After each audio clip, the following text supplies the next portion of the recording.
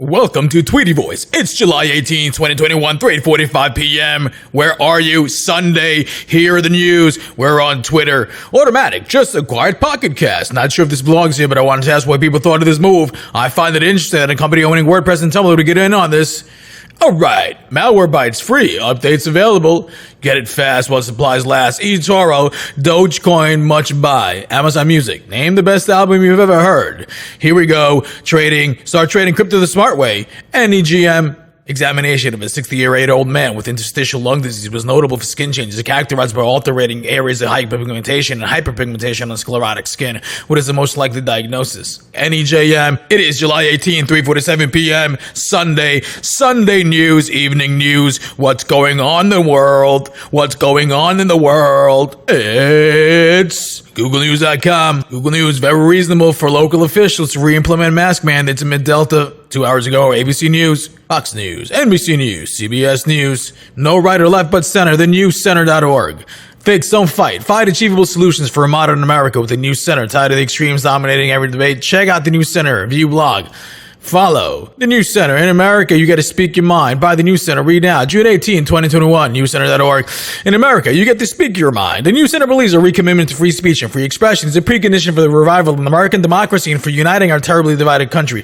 Download. Discover all policy papers. Facts at a glance. 77% of individuals in the United States believe that it is very important that people can say what they want without state or government censorship in their country. 62% of individuals believe that the political climate these days prevents them from saying things they believe because others might find them offensive. 80% of individuals don't trust big tech to make the right decisions about what content appears on their sites and what should be removed. More publications. Let's download paper. In America, you get to speak your mind. Download the New Center. Policy paper, June 2021. In America, you get to speak your mind. The 5-point plan to counter the attack on free speech and expression in America. In America, you get to speak your mind. American politics is broken, with the far left and far right making it increasingly impossible to govern. This will not change until a vibrant center emerges with an agenda that appeals to the vast majority of the American people. This is the mission of the New Center, which aims to establish the ideas in the community to create a powerful political center in today's America. New Center Solutions. Teach the First Amendment from the first grade on. Make colleges champions of free speech and expression. End political discrimination in the workplace. Protect democracy by protecting political speech. Curb the censorship power of big tech companies and billionaires. The New Center. Introduction. It's the First Amendment to the U.S. Constitution for a reason. Freedom of assembly, religion, and speech is the foundation upon which this entire country is built. Without it, we don't have a democracy. Although free speech is a fundamental component of a free and open society, the right to free speech in America has never been absolute. While the First Amendment provides a wide scope of protections for speech, including political, ideological, and commercial speech, there have always been limits of time, place, and manner. There is no right to hold There is no right to hold a political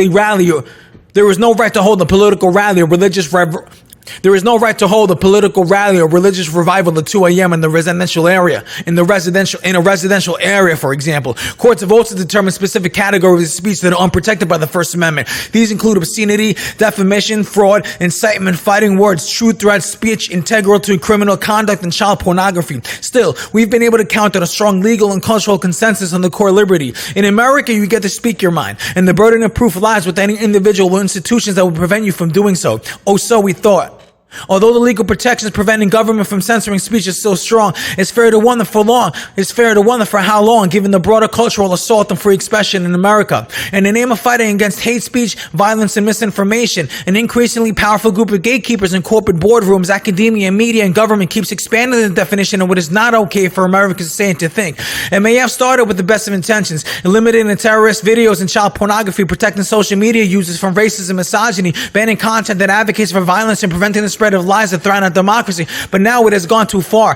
Today, legions of Americans are being kicked off social platforms, losing their jobs and having their reputations destroyed, not because they were spewing hate or inciting violence, but because they voiced an unpopular or unconventional opinion, used the wrong word, or violated the ever-shifting and increasingly capricious rules as dictated by our cultural gatekeepers as to what constitutes acceptable speech. These gatekeepers, be it unaccountable human decision makers or AI algorithms, are censoring ideas that deserve to be discussed and burying stories that should be told. In America, America, the First Amendment has a very specific legal connotation. The government can censor what you say, but it is also rooted in the enduring American cultural norm of free expression. Although the United States government at times has been overzealous in pursuing reporters it believes to be responsible for leaks, it is not conducting a broad assault on Americans' right to free speech. But we're moving down a road that should make Americans nervous. The News Center.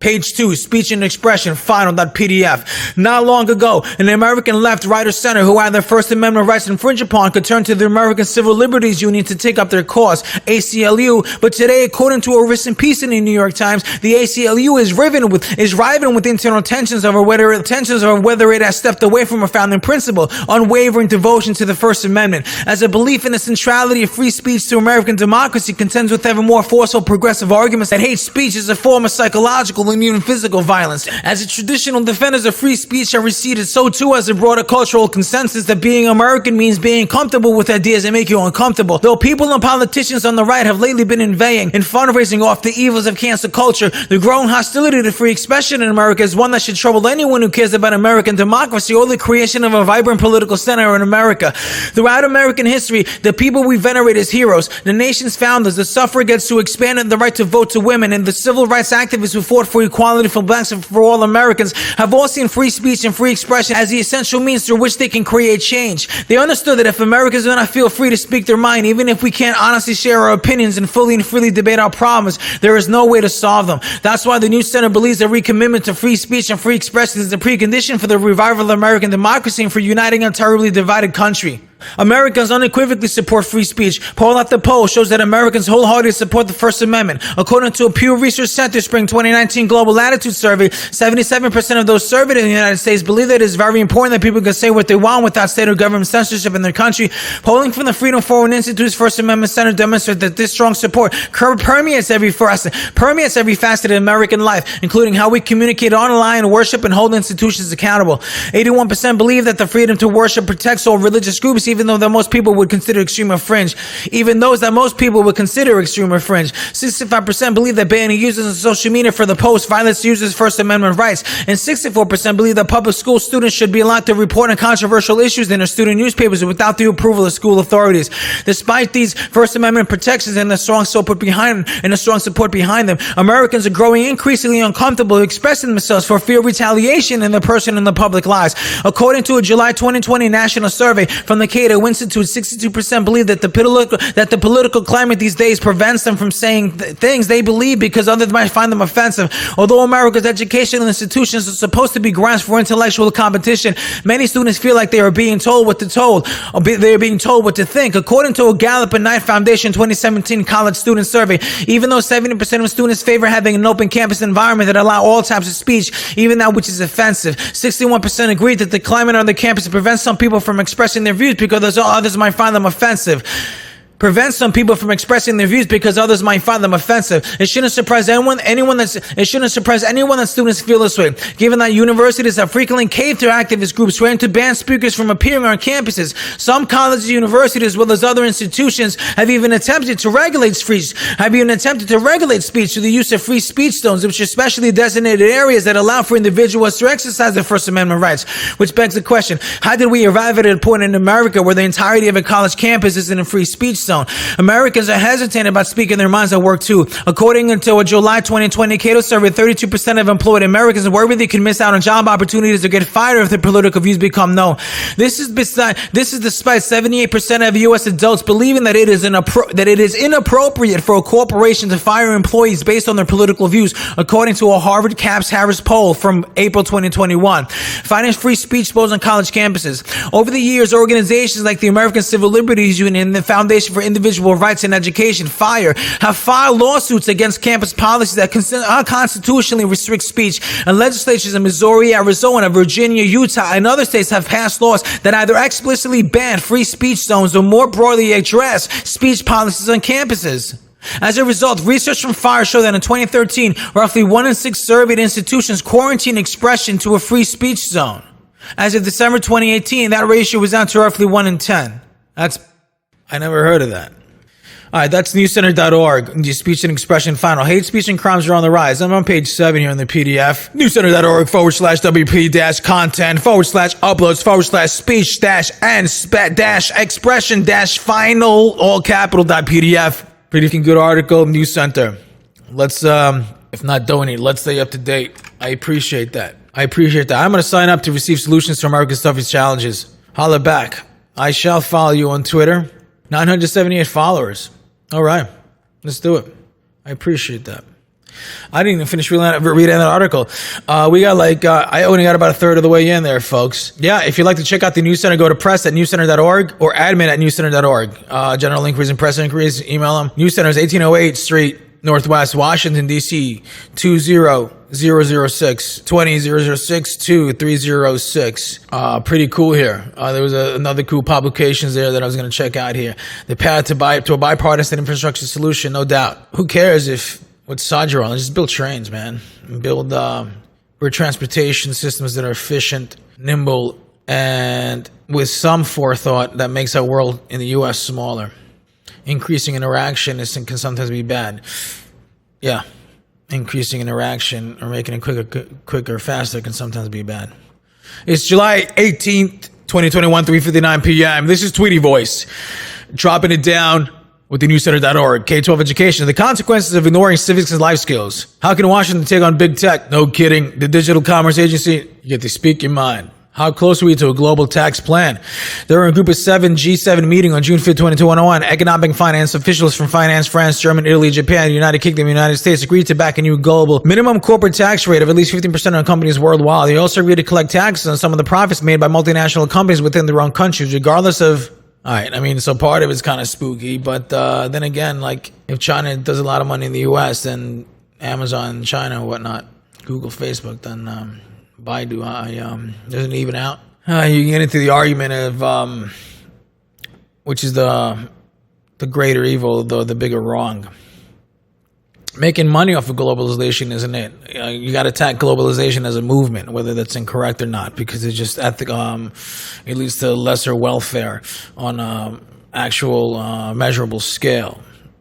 People who might be pushing globalization might be ignoring statistics and might be ignoring proof or evidence of that it's bad, right? Because it makes you maybe fragile, or maybe because it just because it leads to like a system that's unsustainable, that will lead to more negative than positive. The way globalization by inherent and intrinsic property. The way life works is that there's a lot of chance, and would you rather have one big kid or 100 littler ones?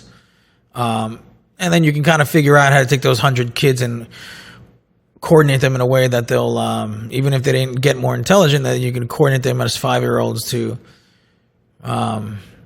outdo. Anyway, you get the point. It's Tweetie Voice, July 18, 2021, 4:02 p.m. During a Group of 7 G7 meeting on June 5th, 2021, economic and financial officers from Canada, France, Germany, Italy, Japan, the United Kingdom, and the United States agreed to back a new global minimum corporate tax rate of at least 15% on companies worldwide. They also agreed to collect tax on some of the profits made by multinational companies within their own country, regardless of the location of the company's headquarters. It's both an effort for governments to raise more revenue and to end in practice some critics describe as a race at the bottom, which countries offer lower and lower effective tax rates to bring in the business of large multinational companies. But there's a long way to go for this announcement to turn into a new binding global tax regime. For starters, G20, the Organization for Economic Cooperation and Development, OECD, will bring into negotiations of the agreement later this year, which will include more than 125 countries. It won't be easy. Ireland, for example, has 12.5% corporate tax rate and an effective tax rate of less than 1%, which is subject to attract significant investment tax revenue for companies such as Apple, Google, and Facebook. Ireland's finance minister, Pascal Donohoe, has already indicated he will test the budget for compromise in upcoming negotiations. Hungary, as well as some other Central European countries, have stated they will not support the G7 tax agreement without substantial exemption for domestic business activities. Future negotiations will have the details of exemption and other concerns, but in the end, the G20 countries will have veto power. Adoption of the global corporate minimum tax rate with a majority of the largest accounts will be enough of its own to make it an effective standard. This is the greatest obstacle to adopting global corporate minimum tax rate by line and legislature of the G7 countries, including the U.S. Congress, as it stands, agreeing to the global tax reform would require an international treaty, and thus needs to be the constitutional requirement of supported by 2/3 of the U.S. Senate. With several U.S. Senate Republicans already voicing this approval of the agreement, no guarantee of a Democratic control, and no guarantee of Democratic control by the time an agreed treaty is up for a vote. At least the adoption of the agreement in question. This is let Democrats look for the possibility of adopting the agreement by means of a budget reconciliation procedure, which only requires a simple majority. The feasibility of this method is currently unknown. The chairman of the Senate Finance Committee, Senator Ron Wyden, said that these are all questions that lowers an hour of motion, and there's a lot of heavy lifting to do here in order for the U.S. to adopt a new tax agreement. All these hurdles for securing the adoption of the agreement could leave out the practical challenge for enforcement, which will need to be addressed for any effective deterrence in the use of tax. The recent G7 agreement, although significant, faces a long road ahead. newcenter.org.